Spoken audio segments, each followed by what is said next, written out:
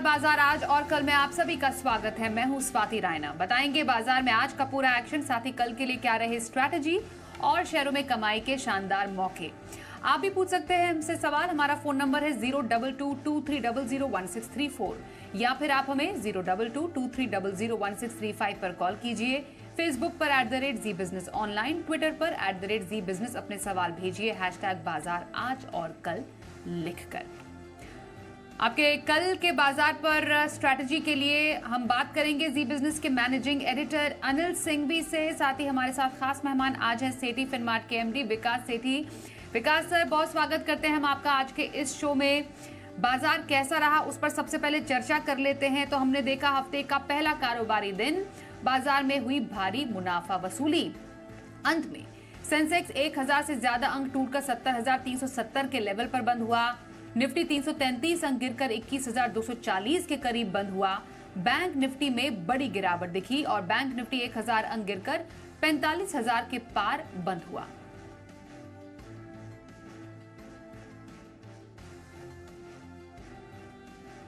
और आइए अब जी बिजनेस के मैनेजिंग एडिटर अनिल सिंघवी से समझते हैं बाजार में भारी बिकवाली की क्या बड़ी वजह रही है। वायदा कारोबार की मंथली एक्सपायरी के हफ्ते में भारतीय बाजारों पर दिखा जबरदस्त दबाव। हफ्ता छोटा है, कल छुट्टी थी। शुक्रवार को फिर से 26 जनवरी के उपलक्ष्य में बाजार बंद है। 3 दिनों का हफ्ता है और गुरुवार को है monthly expiry Nifty bank Nifty की। लेकिन उससे पहले आज शुरुआत मजबूत करने के सारे संकेत हैं। अमेरिकी बाजारों में लगातार तीसरे दिन भरपूर तेजी हुई। शनिवार के सत्र में जब बाजार खुले पूरे दिन के लिए तो एफआईज और घरेलू फंड्स की तरफ से बिकवाली का दबाव था नहीं। शुक्रवार के डेटा भी उतने कोई खास खराब नहीं थे और खुले भी बड़े दमदार तरीके से लगभग 150 पौने 200 पॉइंट ऊपर खुले। 21,750 का हाई था आज निफ्टी का। आपको विश्वास नहीं होगा, जी हाँ, सुबह सुबह 21,750 और गिरते गिरते कहाँ पहुंचे पता है?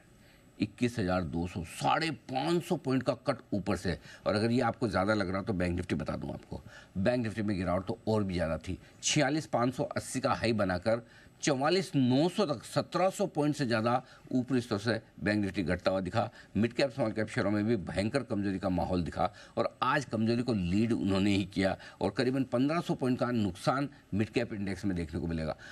अब आप सोचोगे कि हुआ क्या ऐसा कि जिसकी वजह से इतनी तेज़ गिरावट हुई, और मज़े की बात है कि हुआ कुछ भी नहीं। उसके बावजूद इतना गिर गए। न ग्लोबल मार्केट्स ख़राब, न कोई ख़राब खबर। अच्छा, रिजल्ट भी अच्छे हैं। आप देखिए ICICI बैंक के रिजल्ट अच्छे आए थे, कोलगेट के रिजल्ट अच्छे हैं, सिप्ला के रिजल्ट अच्छे हैं। एक थोड़ा सा IDFC फर्स्ट बैंक, उसके भी रिजल्ट ठीक थे लेकिन उन्होंने गाइडेंस हल्का कमज़ोर दिया। लेकिन उसके बावजूद बाजार में कोई नेगेटिव फैक्टर नहीं होने के बावजूद तेज मुनाफा वसूली ऊपरी स्तरों से होती दिखी। और वजह कि बजट से ठीक पहले और मंथली एक्सपायरी के पहले लोगों को लगा कि थोड़ा बहुत प्रॉफिट बुकिंग करना चाहिए। जो मिड कैप स्मॉल कैप शेयरों में बड़ी तेज़ी बनी है, स्टॉक काफ़ी तेज़ी से भागे, वहाँ थोड़ा प्रॉफिट बुक करके आराम से इंतज़ार करें। ये एक बड़ा कारण था जिसके चलते भारतीय बाजारों में आज तगड़ा दबाव देखने को मिला और दिन के निचले स्तरों के आसपास जाकर लगभग सारे इंडेक्स दिखे। चौतरफा बिकवाली का माहौल था। कैश मार्केट के स्टॉक्स इनफैक्ट दिग्गजों के मुकाबले में कहीं ज़्यादा गिरे। एक थोड़ा बहुत फार्मा शेयर छोड़ दीजिए जिसने आज फिर से फार्मा इंडेक्स ने लाइफ हाई बनाया, बाकी पूरा बाजार लहूलुहान था। तो अनएक्सपेक्टेड बिकवाली का ज़बरदस्त दबाव और भारतीय बाजारों ने हफ्ते की जो बड़ा इंपॉर्टेंट हफ्ता है बेहद कमज़ोर आज एक्शन किया शुरुआत के पहले दिन। और आइए अब संस्थागत निवेशकों के आंकड़े भी देख लें। FIIs यानी विदेशी संस्थागत निवेशकों ने कैश मार्केट में करीब 3,115 करोड़ रुपए की बिकवाली की। DIIs घरेलू संस्थागत निवेशकों की तरफ से 214 करोड़ रुपए की खरीदारी के आंकड़े आए सामने।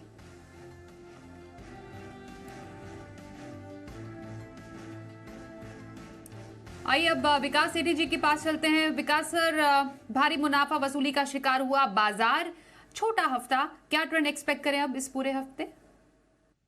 हाँ बिल्कुल साथी, देखिए आज हम खुले तो काफी मजबूत थे, जैसे अनिल जी भी बता रहे थे। कल हमारे जो क्यूज थे, मतलब इंटरनेशनल क्यूज काफी पॉजिटिव थे। यूएस के मार्केट्स में बहुत अच्छी तेजी हुई कल देर रात जो वहाँ ट्रेडिंग होती है उसमें, तो उसके ऊपर रिएक्ट करते हुए हम अच्छे तेजी के साथ खुले। बट 1 घंटे के बाद ही बाजार खुलने के फिर एक प्रॉफिट बुकिंग शुरू हो गई और खास करके आज एक तो PSU स्टॉक्स और रेलवे स्टॉक्स जो पिछले कुछ दिनों से काफी पसंदीदा थे लोगों के, मतलब काफी लोग बुलिश थे और बहुत अच्छे तेजी दिन में हुई है, उन सब में बिकवाली देखने को मिली। उसके अलावा रियल्टी है, फिर मेटल्स है, सब में एक अच्छी खासी गिरावट के कारण हमने एक अच्छी खासी गिरावट आज बाजार में देखी।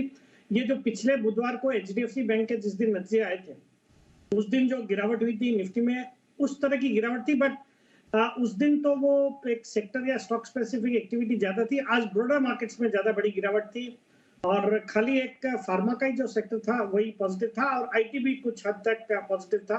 बट मुझे लगता है ये जो पैनिक जैसा माहौल है, ये परसों एक्सपायरी भी है, तो थोड़ा कॉशियस रहने की मेरी सलाह रहेगी। ये 2 दिन एक बार थोड़ी वोलेटाइल हो सकते हैं बाजार, बट ओवरऑल बाजार पे बुलिश हूँ और ये जो गिरावट आई है और एक्सटेंड होती है तो बिल्कुल खरीदारी करने का मौका होगा।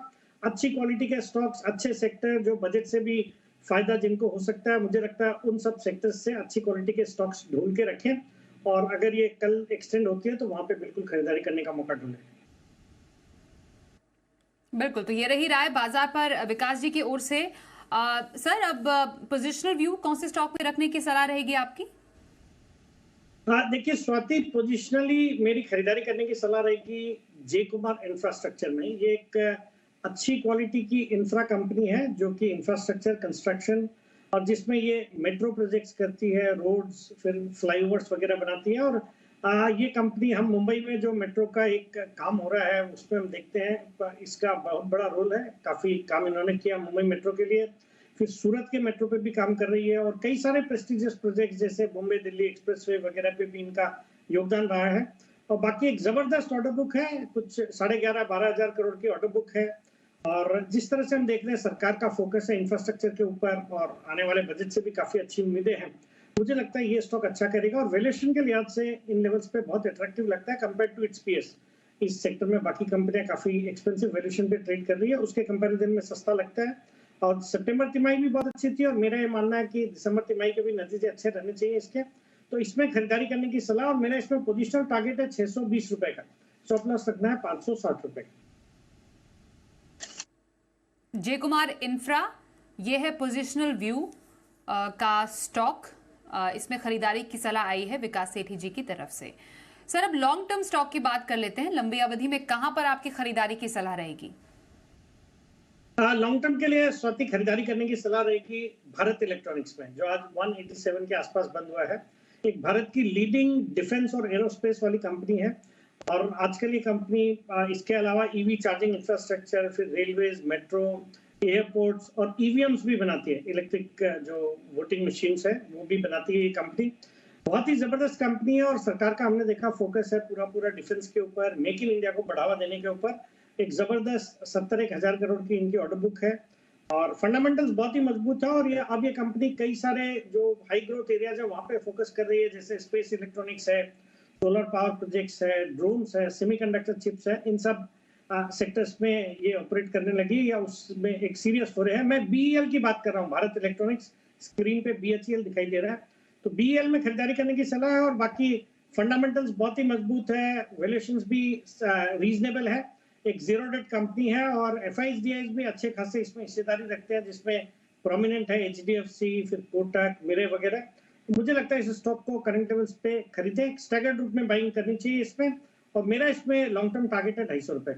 कल के बाजार पर क्या रहे खास स्ट्रैटेजी और बाजार के लिए अहम संकेत, अब समझते हैं अनिल जी से। कल सुबह जब बाजार में हम लौटेंगे ट्रेड के लिए, वैसे अमेरिकी बाजारों से कोई खास संकेत खराब थे नहीं। डाउ फ्यूचर्स, नैस्डैक फ्यूचर्स मुश्किल से 10-20 पॉइंट ऊपर नीचे ट्रेड करते हुए दिख रहे थे और 3 दिनों से अमेरिका मजबूत है, लाइफ हाई पर बंद होता हुआ दिख रहा है। पहली बार 38,000 के ऊपर बंद हुआ है। तो देखते हैं अमेरिकी बाजारों से किस तरह के सपोर्ट आते हैं। लेकिन एक्चुअली आज हम गिरे अमेरिकी बाजारों की वजह से थे ही नहीं, ग्लोबल कहीं कोई प्रेशर था नहीं, भारतीय बाजार अपने दुख से गिरे हैं। तो ऐसे में देखना ये इंपॉर्टेंट है कि आज बेचा किसने। अगर एफआईज की बिकवाली का आंकड़ा बड़ा दिखता है और लोकल फंड्स का भी, तो भारतीय बाजारों के लिए थोड़ा मुश्किल होगा ऊपर की तरफ वापस से रिकवर करना। अब जो इंपॉर्टेंट सपोर्ट लेवल है वो 21,150 की रेंज में है निफ्टी पर। 21,000 के नीचे कमजोरी थोड़ा बढ़ने का डर रहेगा और ऊपरी तौर पर 21,450, 21,550 वो रेंज है जिसको पार करने में पसीना आएगा। बैंक निफ्टी का जहां तक सवाल है 45,000 पर बंद होते हुए दिखे हम, 45,000 के नीचे, 44,900 के नीचे और कमजोरी के रास्ते खुलते हुए दिखते हैं। और रिकवरी में अब आपके लिए 45,500 से लेकर 45,700 की रेंज है जो हल्की फुल्की रुकावट का काम करेगी। मिड कैप स्मॉल कैप शेयरों में भी करेक्शन भयंकर आया है। कम से कम शायद लगता है जिस तरह का माहौल है उसको देख करके पहले हाफ में तो इंडेक्स और स्टॉक्स दबाव में रह सकते हैं, उसके बाद देखते हैं कि क्या वाकई में कोई फॉलो बाइंग आती है या नहीं। तो कल का सेशन काफ़ी हद तक ट्रेंड ये डिसाइड करेगा कि मंथली एक्सपायरी परसों किन लेवल्स के आसपास होनी है। और आइए अब कल के बाजार पर क्या रखनी चाहिए आपको, खास स्ट्रैटेजी किस स्टॉक में आप खरीदारी कर सकते हैं। विकास सेठी हमारे साथ हैं। विकास जी, कल के बाजार में कहां पर नजर रखी जाए? बिल्कुल साथी, अगर कल के बाजार को देखें तो मुझे लगता है वहां पे खरीदारी करनी चाहिए। एक स्टॉक है, मेरा एक पसंदीदा स्टॉक रहा है, एजिस लॉजिस्टिक्स, जो आज 384 के लेवल्स पे बंद हुआ है। एक बहुत ही बेहतरीन दमदार क्वालिटी की कंपनी है। ये मेनली लिक्विड टर्मिनल ऑपरेट करती है और भारत में 6 टर्मिनल्स हैं इनके, स्ट्रेटेजिकली लोकेटेड है, मुंबई, कांडला, पीपावाव, मैंगलोर, हल्दिया और कोची। फिर इन्होंने हाल ही में हल्दिया, कोची और मैंगलोर जो टर्मिनल्स है वहां पे एक्सपेंशन किया है, तो उसका भी फायदा आने वाले क्वार्टर्स में देखने को मिलेगा। बाकी इनकी कई इंटरनेशनल कंपनी जैसे जापान के इटोचू के साथ एलपीजी इंपोर्ट्स करने और डिस्ट्रीब्यूट करने में के लिए करार है और वहां पे इनका 15.5% मार्केट शेयर है। फिर एक नेदरलैंड्स की कंपनी है वोपैक, जो वर्ल्ड लीडर है टैंक स्टोरेज में, उससे भी इनका करार है। तो इस तरह की कंपनी है। बाकी फंडामेंटल्स बहुत ही मजबूत है और जिस तरह से एलपीजी का कंजम्पशन भारत में बढ़ने की उम्मीद है, मुझे लगता है ये स्टॉक बहुत अच्छा कर सकता है। आज के बाजार में भी जब मार्केट मची हुई थी, खास करके मिड कैप स्मॉल कैप में, इस स्टॉक ने पॉजिटिव रिटर्न्स दिए या पॉजिटिव रुझान था। मुझे लगता है ये स्टॉक कल भी अच्छा कर सकता है, तो खरीदारी करने की सलाह रहेगी एजिस लॉजिस्टिक्स में। और कल का मेरा इसमें इंट्राडे टारगेट है 405 रुपए का, स्टॉप लॉस सकते हैं 375 रुपए। एजिस लॉजिस्टिक्स कल के बाजार की खरीदारी का पसंदीदा स्टॉक विकास सेठी जी की है राय। आइए अब देख लेते हैं कल का ऑप्शन।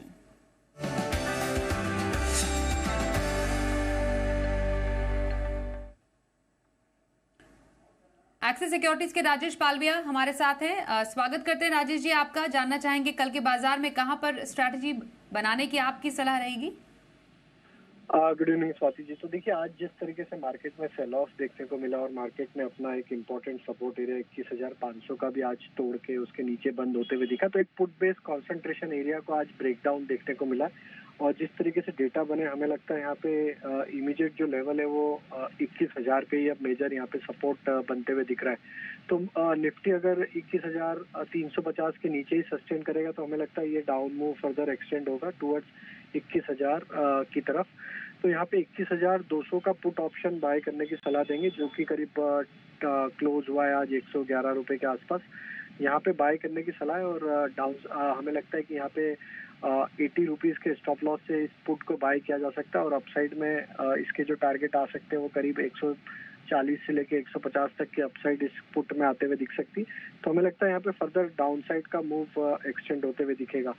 अब स्टॉक स्पेसिफिक बात करें तो आज के सेशन में देखें तो फार्मा स्पेस एक अच्छा मोमेंटम कंटिन्यू करते हुए दिख रहा था, लेकिन ओवरऑल मार्केट का सेंटिमेंट एंड जो डायरेक्शन है वो अभी नेगेटिव साइड पे लग रहा है। तो हमें लगता है शॉर्ट साइड का ट्रेड यहाँ पे लिया जा सकता है बैंकिंग स्पेस पे, और उसमें हमें लगता है इंडसइंड बैंक को यहाँ पे शॉर्ट किया जा सकता है। इंडसइंड बैंक में जिस तरीके से आज बिकवाली देखने को मिली, हमें लगता है फर्दर यहाँ पे फॉलो अप सेलिंग कल के सेशन में भी आते हुए दिख सकती है। तो इंडसइंड बैंक फ्यूचर पे शॉर्ट करने की सलाह है। डाउन साइड में हमें लगता है इसमें जो टारगेट देखने को मिल सकते हैं वो होना चाहिए 1410 और 1400 की तरफ। स्टॉप लॉस रखेंगे इस ट्रेड को इनिशिएट करने का शॉर्ट साइड का 1465 के आसपास। बिल्कुल, तो कल के बाजार पर स्ट्रैटेजी की कॉल्स राजेश जी की तरफ से। धन्यवाद करेंगे राजेश जी हमसे बातचीत करने के लिए।